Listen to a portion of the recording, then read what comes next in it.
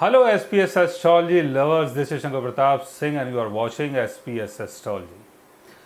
दोस्तों, आज मैं आपको बताने वाला हूं दिन के ग्रहों के बारे में और रात के ग्रहों के बारे में। हमारे बर्थ चार्ट में दिन के ग्रह भी होते हैं और रात के ग्रह भी होते हैं।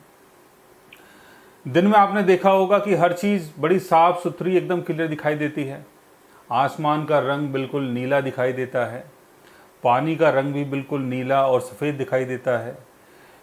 पेड़ पौधों का जो कलर है उनके सारे कलर्स दिखाई देते हैं, चाहे वो रेड कलर का हो चाहे ग्रीन कलर का हो। हर चीज़ बिल्कुल स्पष्ट और क्लियर दिखाई देती है क्योंकि वो दिन का समय होता है। और रात के समय हर चीज़ एकदम डार्क, अंधेरा। अगर पत्तियों का कलर हरा है तो वो डार्क दिखाई देगा, नदी का कलर अगर नीला है तो वो ब्लैक दिखाई देगा, आसमान का कलर अगर नीला है तो वो भी कई बार थोड़ा सा पर्शियन ब्लू टाइप का दिखाई देता है।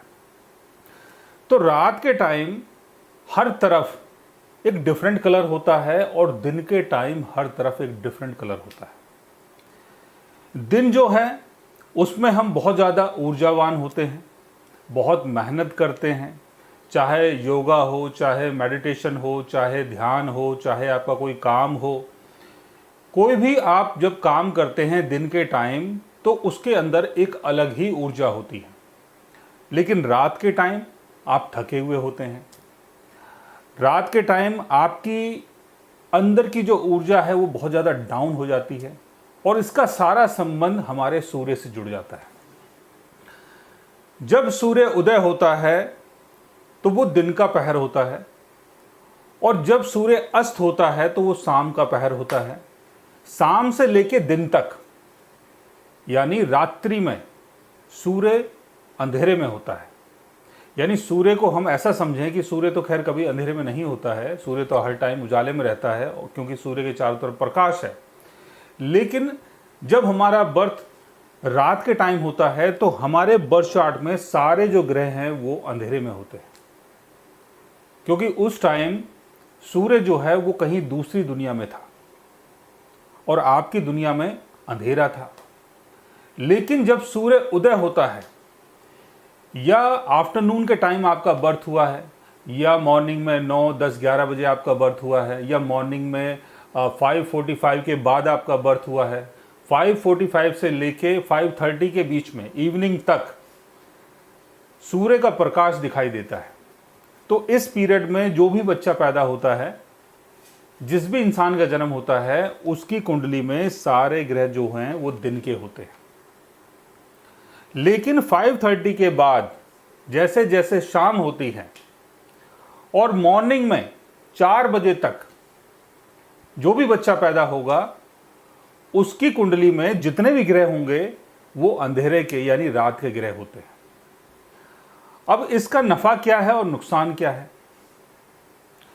देखिए, जैसे मैंने बताया कि रात के टाइम सारी चीजें बड़ी धूमिल, अंधेरे में, डार्कनेस में और उनका क्लियर जो रूप है वो दिखाई नहीं देता है।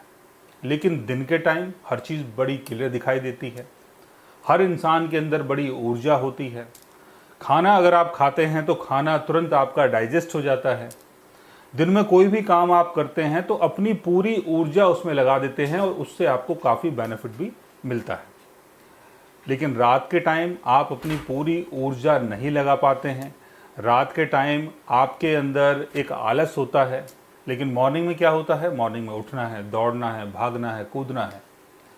तो आपका बर्थ अगर मॉर्निंग में हुआ है यानी आपके चार्ट में सूर्य अगर फर्स्ट हाउस में है, 12th हाउस में है, 11th हाउस में है, 10th हाउस में है, 9th हाउस में है या 8th हाउस में है, या मान लेते हैं कि आपके 7th हाउस में जस्ट सूर्य एंटर हुआ है, अगर ऐसी पोजीशन होती है तो आपका जो बर्थ है वो माने कि दिन का बर्थ है। यानी उस टाइम जो भी ग्रह हैं आपके बर्थ चार्ट में वो सारे उजाले में हैं, उनके ऊपर सूर्य का प्रकाश पड़ रहा है। तो ऐसे में इंसान बहुत ज़्यादा ऊर्जावान होता है, उसके अंदर एक काम करने की ऊर्जा होती है, तेज़ी होती है। ऐसे लोग बड़े पॉजिटिव होते हैं, पॉजिटिविटी बहुत ज़्यादा होती है ऐसे लोगों के अंदर। और ऐसे लोग ज़्यादातर देखा गया है कि बड़े खुश मिजाज होते हैं, और अपने काम के अंदर, समाज के अंदर, अपने परिवार के अंदर बहुत ज़्यादा घुल मिल के रहते हैं और ऐसा काम करते हैं जिससे उनको बहुत ज़्यादा तरक्की मिलती है।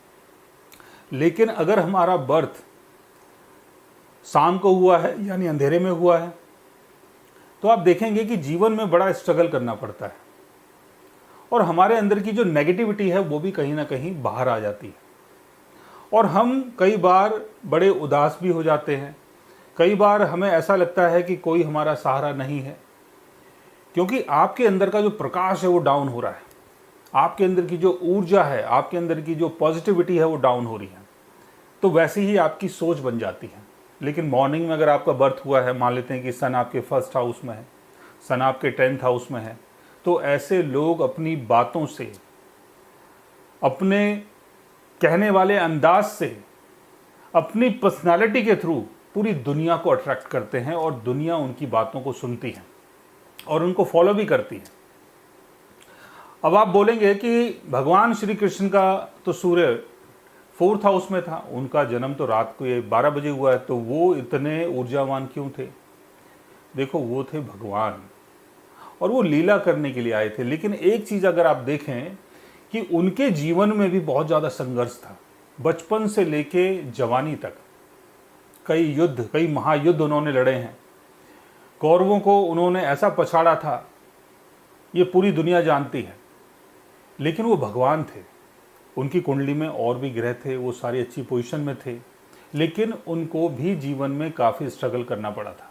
वैसे ही सूर्य अगर आपका मान लेते हैं कि 1st हाउस में है, 11th हाउस में है, 10th हाउस में है या आपका 9th हाउस में है, तो ऐसे लोग बहुत ज़्यादा ऊर्जावान होते हैं, बहुत ज़्यादा पॉजिटिव होते हैं और अपने काम के अंदर इनकी एक ऊर्जा देखने को मिलती है, बहुत ज़्यादा जोशीले होते हैं और लोगों को मोटिवेट भी कर सकते हैं। तो आप देखें कि आपका बर्थ किस टाइम हुआ है और आपके अंदर क्या ऊर्जा है, क्या ऊर्जा नहीं है, आप नेगेटिव हैं कि पॉजिटिव हैं, इन सब चीज़ों को आप अपने बर्थ चार्ट के द्वारा देख सकते हैं और समझ सकते हैं। लेकिन गाइज, आज मैंने आपको बताया दिन के ग्रहों के बारे में और रात के ग्रहों के बारे में। अगर आप भी जानना चाहते हैं अपने बर्थ चार्ट के बारे में तो उसके लिए आप हमारे व्हाट्सएप के थ्रू, हमारे ईमेल आईडी के थ्रू हमसे कंसल्ट भी कर सकते हैं और हमसे मुलाकात भी कर सकते हैं। So guys, take care, love you all and good bye.